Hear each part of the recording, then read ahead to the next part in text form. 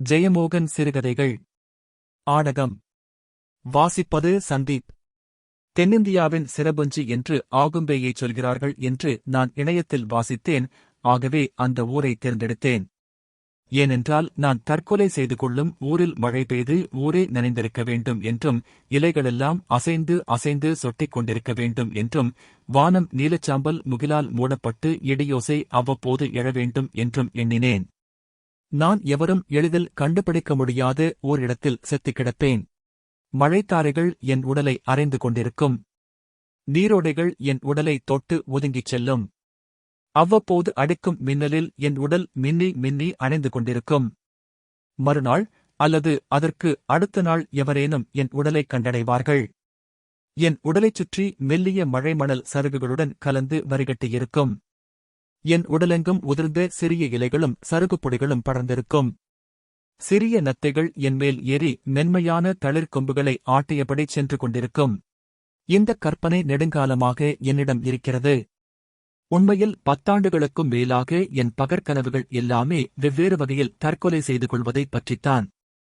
எந்த ஊரென்றே தெரியாத விழுந்திய சிறுநகர் ஒன்றின் பழைய விடுதியின் கரைபடிந்த சுவர்களும், அழுக்கு மெத்தையும், பிளாஸ்டிக் தண்ணீர் கோப்பையும், ஊதுவத்தி கொளுத்தி கரிபடிந்த துளைகள் கொண்ட மேஜையும் கொண்ட சிறிய அறையில், அல்லது லடாக்கின் அலையலையாக சூழ்ந்து அமைதி வடிவாக குளிர்ந்து நின்றிருக்கும் மலையடுக்குகள் நடுவே ஒரு தொன்மையான புத்தவிகாரத்தின் அருகே உள்ள பழைமையான வீட்டின் சிறிய கண்ணாடி ஜன்னல்கள் கொண்ட தாழ்வான கூரையுடன் கூடிய திண்ணையில், சுள்ளென்ற ஒளி முற்றத்தில் விழுந்து கிடக்க காற்று கடுங்குளிராக காதுகளை விரைக்கச் செய்யும் பொழுதில் எண்ணி எண்ணிப் பெருக்கிக் கொள்வேன்.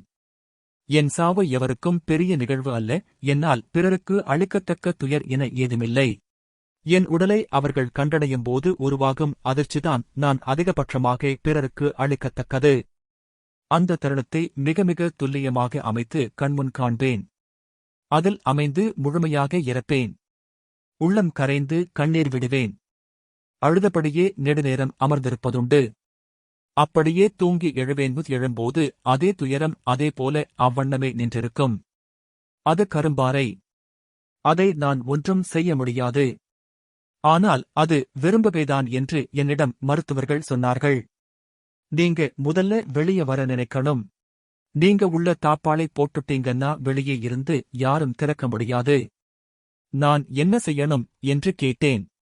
நீங்க நினைக்கிற துக்கம் உண்மையிலே இல்லைன்னு புரிஞ்சுக்கிடுங்க. அப்படி நம்புங்க. நீங்க எல்லாத்தையும் பெரிசாக்கிக்கிறீங்க, எல்லாத்தையும் இருட்டா பாக்கறீங்க. பிரச்சனை உங்க பார்வையிலே இருக்கு. ஆனால் டாக்டர் மாணிக்கவேல் மட்டும் என்னை வேறு மாதிரி மதிப்பிட்டார். பிரச்சனை சைக்காலஜிக்கல் இல்லைன்னு நினைக்கிறேன். நியூரோ ப்ராப்ளம்னு தோணுது. ஆக்சுவலா ரெண்டும் ஒண்ணுக்கொண்ணு கலந்தது. ஒன்னு இன்னொன்ன வளர்க்கும். பிரிச்சு பாக்கிறது சரியில்லை. ஆனா உங்க பிரச்சனையோட ரூட் நரம்புகளிலே இருக்கு. எப்பவுமே உங்க நர்வ்ஸ் டவுனாத்தான் இருக்கு. என் கைகள் எப்போதுமே குளிர்ந்திருக்கும். மிக மிக குளிர்ந்து செத்த மீன் போலிருக்கும். அதை என் கல்லூரி தோழர்கள் சொன்னதுண்டு. என்னிடம் கைகலுக்குபவர்கள் திடுக்கிடுவார்கள். நான் பயப்படாதீங்க, நான் டிராகுலா இல்லை, மனுஷன்தான் என்பேன். என் உடல்நிலை பற்றிய 20-30 நகைச்சுவைகள் என்னிடம் உண்டு. என் தொழிலே அதை வைத்துத்தான் ஓடுகிறது. மெல்லிய சத்தத்திற்கும் திடுக்கிடுவேன். எப்போதுமே அதிர்ந்து கொண்டிருக்கும் மெல்லிய ஃபிலமெண்ட் போலத்தான் இருப்பேன். என்னால் எவர் விழிகளையும் ஏறிட்டு பார்த்து பேச முடியாது. எவரிடமும் எதிர்த்தோ பேச்சை ஊடுருவியோ எதையும் சொல்ல முடியாது. என்னிடம் கேட்டாலொழிய எதையும் சொல்வதில்லை. ஆனால் பொதுவாக மனிதர்கள் பிறர் பேசக் கேட்பதில் ஆர்வமற்றவர்கள். நான் எந்தக் கோடையிலும் நன்றாக போர்த்திக் கொண்டுதான் தூங்குவேன். வெந்நீரில்தான் குளிப்பேன். என் நரம்புகள் ஏன் அப்படி இருக்கின்றன என்று டாக்டரிடம் கேட்டேன். சின்ன வயசு பாதிப்பு இருக்கலாம். இல்ல பிறப்பிலேயே அப்படி இருக்கலாம். அதையெல்லாம் கண்டுபிடிக்க முடியாது. இப்ப அதுக்காக மெனக்கிடுறதில்லை. மருந்து தாரேன். ரெகுலரா கொஞ்ச நாள் சாப்பிட்டு பாருங்க. சைப்ரக்சான்று ஒரு மாத்திரை. அதை சாப்பிட்டால் என் பதற்றம் குறைந்துவிடும். ஆழ்ந்து ஒரு நிலை வரும். ஆளே இல்லாத நீண்ட சாலையில் நான் சென்று கொண்டே இருப்பது போலிருக்கும். தன்னந்தனியாக. பைக்கிலோ காரிலோ அல்ல, மிதந்து செல்வேன். சென்று சென்று அந்த அடிவானத்தில் மறைவேன். 4-5 மணி நேரம் ஆழ்ந்த தூக்கம். ஆனால் விழித்தால் மனம் மேலும் பாரமாகவே இருக்கும். உடல் கணுக்கணுவாக உளைச்சல் கொண்டிருக்கும். உதடுகள் உலர்ந்து கண்கள் கனத்து பல நாள் தூக்கமில்லாத சோர்வு கொண்டிருப்பேன். அப்படி பல மாத்திரைகள் கடைசியாக சாப்பிட்ட மாத்திரை சோலியன். அதை 8 மாதம் சாப்பிட்டேன். அதுவும் என்னை அதேபோல சாலையில் ஒழுகச் செய்து தூங்க வைத்தது. அதன் பின்னர்தான் இன்னொரு டாக்டர் அது ஸ்கிசோஃப்ரெனியாவுக்கான மாத்திரை என்றார். பயந்து போய் அப்படியே நிறுத்திவிட்டேன். அதன்பின் நான் நினைத்தேன், எதற்காக இதை நோயாக நினைக்க வேண்டும்? எல்லாரும் தான் பகற்கனவு காண்கிறார்கள். நான் பெண்களைப் பற்றியோ பணக்காரன் ஆவதைப் பற்றியோ கனவு காண்பதில்லை. சாவு பற்றிய கனவு, அவ்வளவுதானே? இருந்துவிட்டு போகட்டும். ஆனால் கொஞ்சம் கொஞ்சமாக கனவுகள் கூர்மையாயின. நான் எங்கே எப்படி எதைச் செய்து கொண்டிருந்தாலும் அவை கூடவே இருந்தன. என் பேச்சு சிரிப்பு எல்லாமே அதன் மேல் நிகழ்ந்தன. நான் செய்தித்தாள்களில் தற்கொலை செய்திகளை மட்டும் படித்தேன். இணையத்தில் வெவ்வேறு வகையான தற்கொலை முயற்சிகளைப் பற்றி மட்டும் ஆராய்ந்தேன். நேற்று மாலை திடீரென்று தோன்றியது, கனவு கண்டது போதும் என்று. கொஞ்ச நாளாகவே கனவுகள் சரித்துவிட்டிருந்தன. அக்கனவுகளை நான் செய்து பார்க்கப் போவதில்லை. ஆகவே அவை பொருளற்றவை என்று தோன்றியது. எல்லா கனவுகளையும் அவநம்பிக்கையுடனும் ஏளனத்துடனும் அணுகத் தொடங்கினேன். அப்படி ஏளனம் செய்ய வேண்டியதில்லை. நினைத்தால் என்னால் உடனே கிளம்பிச் செல்ல முடியும். செய்து கொள்ள முடியும் என்று எனக்கு நானே சொல்லிக் கொண்டேன். செய்து பார் என்று யாரோ என்னை அறைகூவினார்கள். நான் கோழை இல்லை என்று அவனிடம் சொன்னேன். சரிதான் என்றான். நான் யார் என்று காட்டுகிறேன் என்றேன். அவன் ஒன்றும் சொல்லவில்லை. எனக்கு எதைப்பற்றியும் கவலையில்லை என்று அவனிடம் மீண்டும் சொன்னேன். எங்கே செல்லலாம் என்று இணையத்தில் தேடினேன். கடைசியாக எழுந்த கற்பனையில் நான் ஓயாமல் மழை பெய்து கொண்டிருந்த ஓரிடத்தில் என் சாவை நிகழ்த்தியிருந்தேன். ஆகவே மழை என்று தேடினேன். ஆகும்பேயை கண்டுபிடித்தேன். ஒரு கணமும் தாமதிக்கவில்லை. பையை எடுத்தேன். அறையை பூட்டி சாவியை குமாரசாமியிடம் கொடுத்துவிட்டு கிளம்பிவிட்டேன். யாருக்கும் எதுவும் சொல்லவில்லை. எந்தச் செய்தியும் எவருக்காகவும் விட்டு வைக்கவில்லை. ஆகும்பேக்கு நான் வந்து சேர்ந்தபோது காலை 8 மணி. நள்ளிரவில் பெங்களூர் வந்து அங்கிருந்து பேருந்தை பிடித்தேன். நான் சுற்றியிருக்க வேண்டாம், ஆகும்பே மங்களூரிலிருந்து இன்னும் பக்கம், எனக்கு தெரிந்திருக்கவில்லை. அது சின்ன ஊர் என்று படித்திருந்தேன். அத்தனை சின்ன ஊர் என்று தெரிந்திருக்கவில்லை. பேருந்து நிலையத்தில் என் பேருந்து மட்டும்தான் சென்று நின்றது. பேருந்தின் மேல் மழை அரைந்து ஓலமிட்டுக் கொண்டிருந்தது. இறங்கியவர்கள் 2. அவர்களும் குடை வைத்திருந்தனர். குடையை திறந்தபடி பேருந்திலிருந்து இறங்கும் கலையை கற்றிருந்தார்கள். ஒரு கணம் பறவை சிறகடித்து எழுவது போல. நான் என் பையிலிருந்து மழைக்கோட்டை எடுத்து போட்டுக்கொண்டேன். தலைக்கு மேல் அதன் வளைவை இழுத்துப் போட்டுக்கொண்டு மழையில் இறங்கினேன். மழை நீர் அப்படி தெள்ளத் தெளிந்து ஓடும் என்று நான் எண்ணியிருக்கவே இல்லை. எல்லா கூரைகளில் இருந்தும் பெரிய கண்ணாடி வடங்களைப் போல நீர்த்தாரைகள் கொட்டின.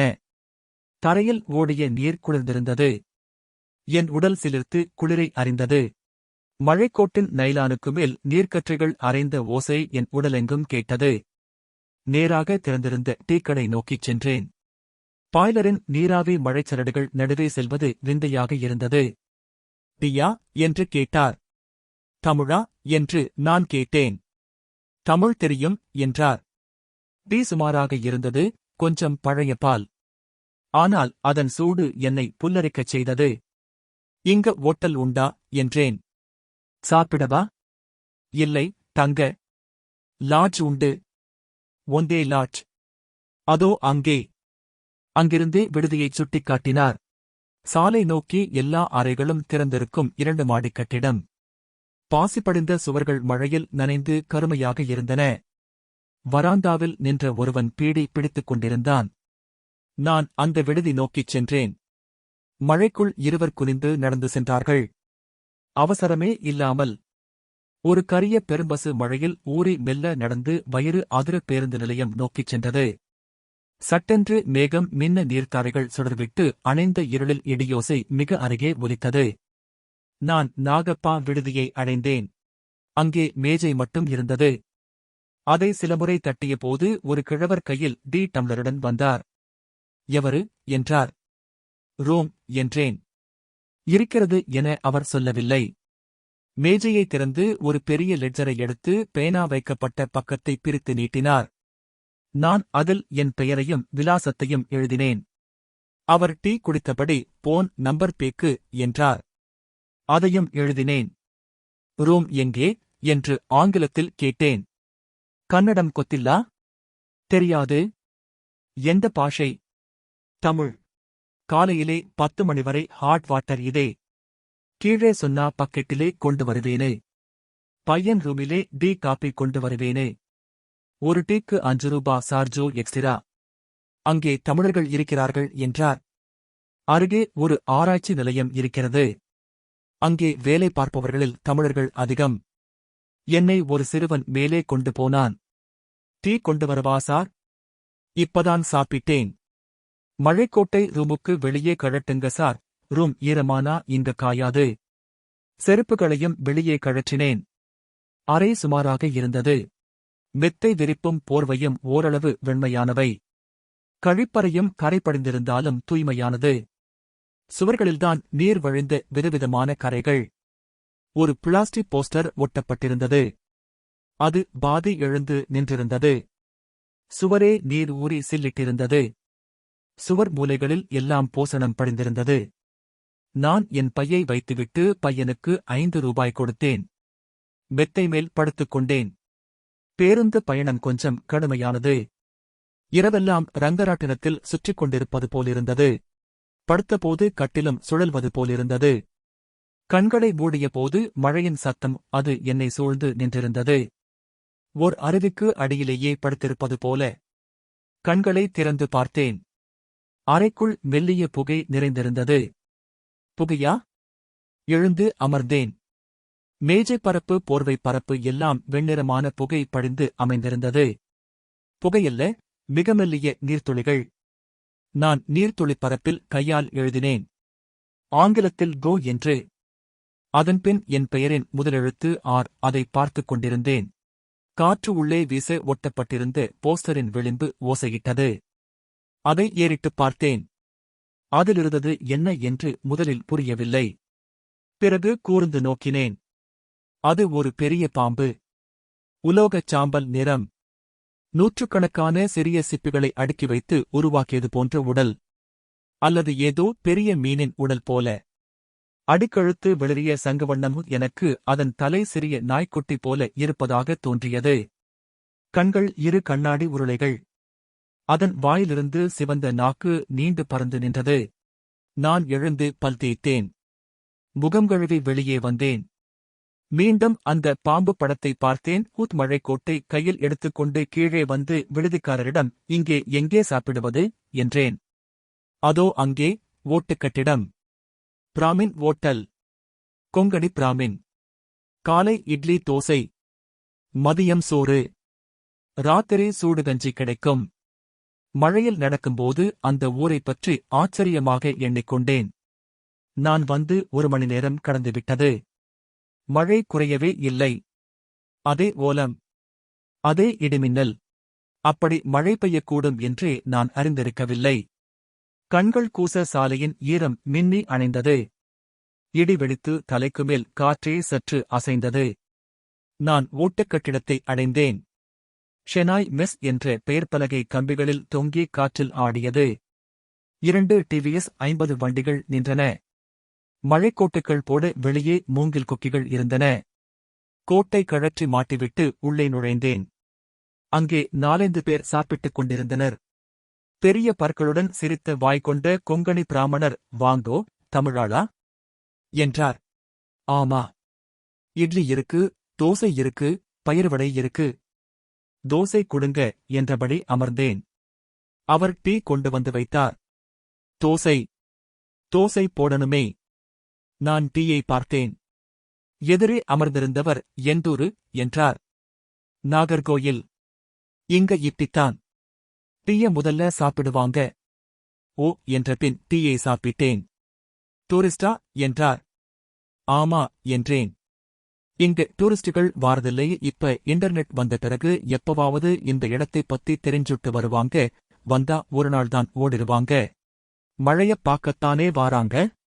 மழைய சும்மா பாக்கலாம். மழையிலே இருக்கிறது ரொம்ப கஷ்டம் என்றார். சினிமாவிலேதான் மழை நல்லாருக்கும். நீங்க என்ன பண்றீங்க? நான் இங்க ரிசர்ச் சென்டர்லே லேப் அசிஸ்டண்டா இருக்கேன். பேரு ஜான் சுந்தர். என்ன ரிசர்ச்? தெரியலையா? அதே நெட்லே பாக்கலை போல என்றார். இந்த ஆகும்பே காடு king cobra sanctuary. Cobra research centre இங்கே இருக்கு. ராஜநாகம்ல என்றேன். ஆமா, உங்க ஊரிலேயும் உண்டு. அப்பர் கோதையார், அந்த பக்கம் களக்காடு முண்டந்துரை. ராஜநாகம் என்றேன். நல்ல பேரு. நான் சின்ன பையனா இருக்கிறப்ப டிவியிலே அப்படி ஒரு படம் வந்தது. பழைய படம். அந்த கால ஸ்ரீகாந்த் நடிச்சது. 74லே வந்த படம். தமிழிலே சொதப்பிட்டாங்க. கன்னடத்திலே அது பெரிய கிளாசிக். டி.ஆர். சுப்பாராவ் கேள்விப்பட்டிருக்கீங்களா? இல்ல. இங்க கன்னடத்திலே பெரிய எழுத்தாளர். அவரு எழுதின 3 கதைகளை ஒன்னா சேர்த்து நாகரஹாவுன்னு ஒரு படம் எடுத்தாங்க. புட்டண்ண கனகல் டைரக்ட் பண்ணினாரு. விஷ்ணுவர்தன் ஹீரோ. நாகரகாவுன்னா? ராஜநாகம்தான். நீங்க இங்க லேப்லே என்ன பண்றீங்க? ராஜநாகத்தோட விஷம் ரொம்ப ரொம்ப காஸ்ட்லியான மருந்து. ராஜநாகங்களை வளர்த்து அதோட விஷப்பைகளை பிதுக்கி விஷத்தை எடுத்து ப்ராசஸ் பண்ணி வெளிநாடுகளுக்கு ஏற்றுமதி செய்தோம். இப்ப 1 கிராமுக்கு 18,000 ரூபாய் வரை வருது. ஒரு தடவை 10 கிராம் வரை எடுப்போம். 1,50,000 லட்சம் ரூபாய். விஷம்ல? மருந்துங்கிறீங்க? எல்லா விஷமும் மருந்து, எல்லா மருந்தும் விஷம் என்றபடி எழுந்து கொண்டார். ஷெனாய் எனக்கு தையல் இலை போட்டு இட்லியை வைத்ததும் நான் தோசைதானே கேட்டேன் என்றேன். இட்லி கேட்கலையா? இல்லையே. ஓ, அப்ப இருங்க. இல்லல்ல, இட்லியே போடுங்க. இட்லி சூடாக இருந்தது. ஆனால் அரிசி ரவையால் செய்யப்பட்டது போன்ற சுவை. இனிப்பு கலந்த சாம்பாரில் இட்லி கரைந்தது. சாப்பிட்ட பின் இன்னொரு டீ குடித்துவிட்டு கிளம்பினேன். கோட்டை போட்டுக் கொண்டபோது அப்படியே காட்டுக்குள் சென்றாலென்ன என்று தோன்றியது. தார்ச்சாலையில் நடந்து பக்கவாட்டில் சென்ற மண்சாலைக்குள் நுழைந்தேன். இருபுறமும் காடு மழை நீரால் அரை வாங்கி முழக்கமிட்டபடி நின்றது. ஓடிய வழியாக இருந்தது. ஆனால் நீர் மிக மிக தெளிந்து ஓடியது. மழை பெய்து கரைவதற்கு மண்ணில்லாமல் ஆகிவிட்டது போல. அந்த வழியில் அவ்வப்போது ஜீப்புகள் போயிருக்கும் என்று தோன்றியது. சருகுகள் அழுகி கால் வைத்ததும் கூழாக மாறி சறுக்கின. இலை செறிந்த இருளுக்குள் மழை இறங்கிக் கொண்டே இருந்தது. மழையின் மணம் என ஒன்று உண்டு என அப்போது அறிந்தேன். அது நீர்ப்பாசியின் மணம். அத்தனை மரங்களிலும் பாசி படிந்திருந்தது. அத்தனை கற்களிலும் பசும்பாசி. இங்கே ராஜநாகம் உண்டா? இருக்கும். ராஜநாகம் பற்றி நானறிந்த செய்திகளை சேர்த்துக் கொண்டேன். அதன் நஞ்சு ஒரு யானையை கொல்லக்கூடியது. 18 அடி வரை நீளமாக வளரும். 4 அடி உயரத்திற்கு படமெடுத்து எழுந்து நின்றிருக்கும். அது பிற பாம்புகளைத்தான் உணவாகக் கொள்ளும். பாம்புகள் பெருகிய இடங்களில்தான் ராஜநாகம் இருக்கும். மழைக்காடுகளில். நான் அதை தேடிக்கொண்டே சென்றேன். இலைச்சத்தைகளில், விழுந்து கிடந்த மரத்தடிகளில், பாறை இடுக்குகளில் எங்கோ அது இருக்கிறது. என்னை பார்த்துக் கொண்டிருக்கிறது. அப்படி நினைத்ததுமே நான் அதன் பார்வையை எங்கும் உணரத் தொடங்கிவிட்டேன். அந்தக் காடு ராஜநாகத்தின் பார்வையால் என்னை சூழ்ந்திருந்தது. மழைக்குள் ஒரு பாறை கரிய பளபளப்புடன் நின்றிருந்தது. அதன் மேல் சென்று அமர்ந்தேன். ராஜநாகம் கடித்துச் சாக வேண்டும். ஆம், அதுவே நல்ல வழி. என் அறையில் பைக்குள் நான் தூக்க மாத்திரைகளை வைத்திருந்தேன். தற்கொலைக்கு மிகச்சிறந்த வழி அதுதான். அப்படியே மயங்கி மயங்கி இல்லாமலாகிவிடலாம். ராஜநாகம் கடித்தால் எப்படி இருக்கும்? என் செல்பேசியை எடுத்து தேடினேன். குறைவாகவே விண்தொடர்பு இருந்தது. சக்கரம் சுற்றிச் சுற்றி அது ஒரு பக்கத்தை எடுத்தது. ராஜநாகத்தின் நஞ்சு நரம்புகளை பாதிக்கும். நரம்புகளின் வலை அருந்துவிடும். நரம்புகளுக்கும் தசைகளுக்குமான தொடர்பு இல்லாமலாகும். மூச்சுத் திணறல் வரும். வலிப்பு வரும். வாயில் நுரை தள்ளும். பார்வை மங்கி நினைவு அழியும். ஆனால் நினைவுகள் மயங்கிச் செல்லும்போது விசித்திரமான பிரமைகள் வரும். கனவுகளின் கொந்தளிப்பு. இனிமையானவை கடுமையானவை அச்சமும் களியாட்டமும். மொத்த மூளையே கண்ணாடி கோளம் கீழே விழுந்து உடைந்து விரிசலிட்டது போல அர்த்தமில்லாமல் குழம்பிச் சுழிக்கும் பிம்பங்களின் தொகுப்பாக ஆகிவிடும். நான் அங்கே ராஜநாகம் வரவேண்டும் என விரும்பினேன். மிக மிக விரும்பினேன். பிரார்த்தனை செய்தேன். ராஜநாகம் என் முன் எழுகிறது. 4 அடி உயரத்தில் வாழைக்கன்று எழுந்தது போல. விசித்திரமான ஒரு காளான் போல அதன் படம். கழுத்தின் சிதலடுக்குகள் அசைகின்றன. விரித்த கண்கள் என்னை பார்க்கின்றன. நாக்கு பறக்கிறது. நான் அசையாமல் அதை நோக்கிக் கொண்டிருக்கிறேன். சவுக்கால் சொடுக்குவது போல ஒரு கொத்து. அவ்வளவுதான். நான் கையை இழுத்துக் கொள்கிறேன். அப்படியே விழுந்து விடுகிறேன். என்னுள் எல்லாமே உடைந்து விடுகின்றன. உள்ளே எல்லா வண்ணங்களும் கலந்து விபரீதமான ஓவியக் காட்சிகள் நிறைகின்றன. பளிச்சிடும் வண்ணங்கள் உருகி வழிகின்றன. நினைவுகள் வண்ணங்களாகி கரைகின்றன. எண்ணங்கள் வண்ணங்களாகி குழம்புகின்றன. பின்னர் ஒவ்வொன்றாக மறைகின்றன. நான் மழைநீர் வழியும் காட்டில் சருகுகளின் மேல் கிடக்கிறேன். என்மேல் இடியுடன் மின்னல் வெட்டிக் கொண்டிருக்கிறது. மழைநீர் என்னை சுற்றிக் கொண்டு செல்கிறது. மழைத்துளிகளால் சிதறடிக்கப்படும் மண் என்மேல் தெரிக்கிறது. என் உடல் புல்லரிக்கிறது. வலிப்பு கொண்டு தசைகள் இழுபடுகின்றன. பின்னர் மெல்ல இறுகிவிடுகின்றன. என் உடல் அங்கே கிடக்கிறது. மழைநீரில் சிவந்து சற்றே உப்பி ஒரு பெரிய அடிமரம் போல. அதை அவ்வழியாக ஜீப்பில் செல்லும் எவரோ பார்க்கிறார்கள். கன்னடத்தில் பேசியபடி அதை நோக்கி ஓடி வருகிறார்கள். ஒருவர் என்னை சுட்டிக்காட்டி ஏதோ சொல்கிறார்கள். அவர்கள் திகைத்து நிற்கிறார்கள். என் முகம் உப்பி நீலம் பாரித்திருக்கிறது. உதடுகள் நாகப்பழம் தின்றவை போலிருக்கின்றன. 2 பற்கள் உதடுகளை ஆழமாக கடித்திருக்கின்றன. கைகள் சுருட்டிப் பிடிக்கப்பட்டிருக்கின்றன. தூக்கில் தொங்குபவன் போல பாதங்கள் நீண்டு இழுபட்டு நின்றிருக்கின்றன. நான் அழத் தொடங்கினேன். என் உடலெங்கும் அழுகை நிறைந்தது. அழுது அழுது ஓய்ந்து மெல்ல பெருமூச்சுகள் விட்டேன். எழுந்தபோது மிக மிக களைப்பாக உணர்ந்தேன். என் உடலே எடை கொண்டு விட்டது போல. மெல்ல கால்களை இழுத்து இழுத்து வைத்தபடி நடந்தேன். மேலும் செல்ல வேண்டியதில்லை, அறைக்குச் சென்று படுத்துவிட வேண்டும். என் கால் ஏதோ வேரை மிதித்தது. அல்லது விழுந்து கிடந்த மரக்கிளை. அது மறுபக்கம் மேலெழுந்தது. நான் திடுக்கிட்டு திரும்பிய போது ஒரு விரைவான வீச்சாக ஏதோ இலைகளுக்குள் செல்வதைப் பார்த்தேன். மழைநீர் ஓடையாகிச் செல்வது போல. ஆனால் மழைநீர் அல்ல. என் முழங்காலின் பின்பக்கம் கடுத்தது. குனிந்து பார்த்தேன். ஜீன்ஸின் மேல் முள் எதுவும் குத்தியிருக்கவில்லை. அந்த மரக்கிளை எங்கே? என் உள்ளம் அதிர்ந்தது. அதுவா? அதுவா? நான் ஜீன்ஸை பிடித்து சுருட்டி மேலேற்றினேன். என் முழங்கால் மடிப்பில் 2 சிறு புள்ளிகள். இணையானவை, சிவந்த குருதியடையாளங்கள். என் உடல் பதறிக்கொண்டிருந்தது. அங்கிருந்து சாலையை நோக்கி ஓட வேண்டும், கூச்சலிட்டு எவரையாவது உதவிக்கு அழைக்க வேண்டும் என்று தோன்றியது. மறுகணம் நான் புன்னகைத்தேன். நான் வந்ததே இதற்காகத்தான். இதைத்தான் வேண்டிக் கொண்டேன். கால் சட்டையை கீழிறக்கிக் கொண்டு மெல்ல நடந்து அந்தப் பாறை மேல் சாய்ந்து அமர்ந்தேன். என்ன செய்கிறது எனக்கு? ஒன்றுமே செய்யவில்லை. நரம்புகள் என்ன ஆகின்றன? முடிச்சுகள் அவிழ்கின்றனவா? தளர்கின்றனவா? மூச்சு திணறுகிறதா? ஆனால் அது இதயத் துடிப்புதான். மூச்சு விரைவாகிவிட்டிருக்கிறது, அவ்வளவுதான். மழை கொட்டிக்கொண்டே இருந்தது. என்மேல், மரங்கள் மேல். ஆனால் ஓசை குறைந்து குறைந்து வந்தது. முழுமையாகவே ஓசை இல்லாமலாகியது. காடு விந்தையான ஒரு ஊதாநிறக் காட்சியாக மாறியது. சிந்திய டீசல் நீரில் ஒளிவிடுவது போல மின்னும் ஊதாவும் நீலமும் சிவப்பும் கலந்து இலைநுனிகள் அசைந்தன. என் வலக்காலை எவரோ பிடித்து உலுக்கி இழுத்தது போல் உணர்ந்தேன். வாய்க்கோணலாகி எச்சில் வழிந்தது. நான் என்னையே கூர்ந்து நோக்கிக் கொண்டிருந்தேன். எந்த பொருளும் இல்லாத காட்சிகள் ஓடின. ஓசையில்லாமல் ஒரு கண்ணாடியில் அவை தெரிவது போலிருந்தது. கண்ணாடியை பலவகையில் சரித்து அக்காட்சிகளை நெளியச் செய்தனர் எவரோ. மிக மெல்லிய ஒரு மணமுத் மூட்டைப் பூச்சி நசுக்குவது போல. அல்லாது மயிர் பொசுங்குவது போல. இன்னொரு முறை என் வலக்கால் இழுத்துக் கொண்டது. என் கை துடித்து சற்றே இழுபட்டு கோணலாகியது. நான் மூக்கில் ஆழமான நெடியை உணர்ந்தேன். எரியும் கந்தக நெடி.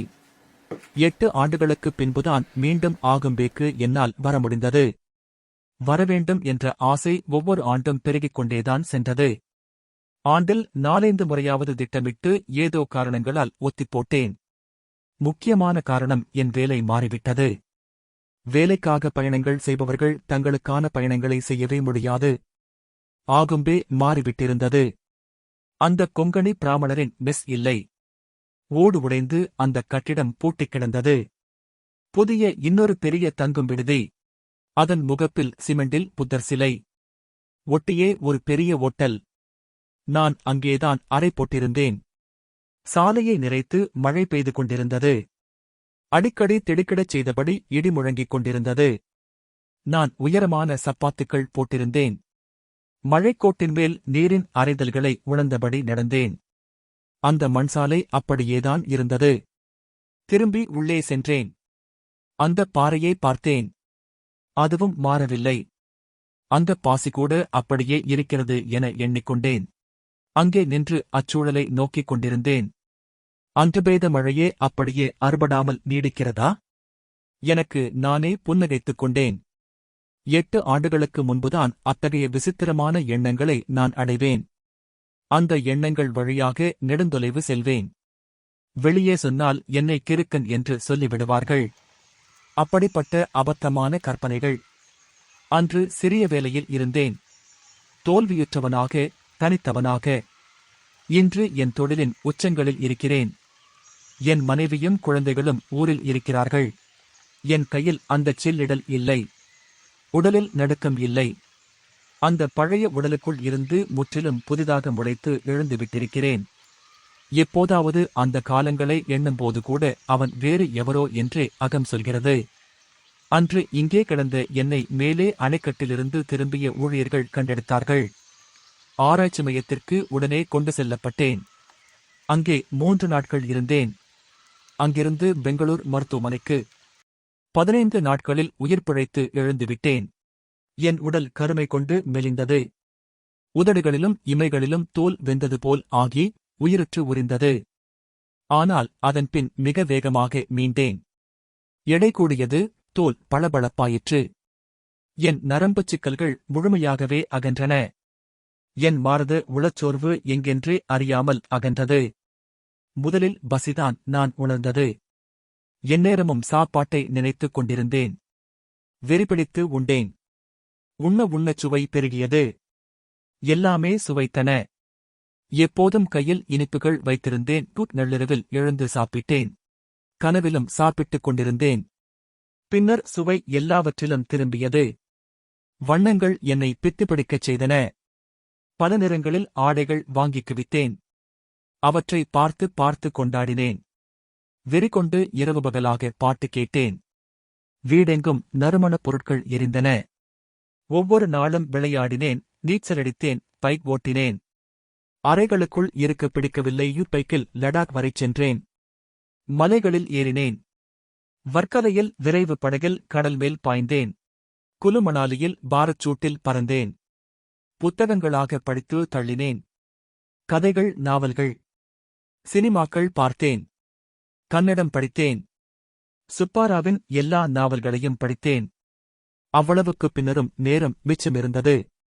என் தொழிலில் வென்றேன். வெளிநாடுகள் சென்றேன். வீடு வாங்கினேன், கார் வாங்கினேன். திருமணம் செய்து கொண்டேன். என் மனைவி என்னை ஹைப்பர் ஆக்டிவ் என்றாள்.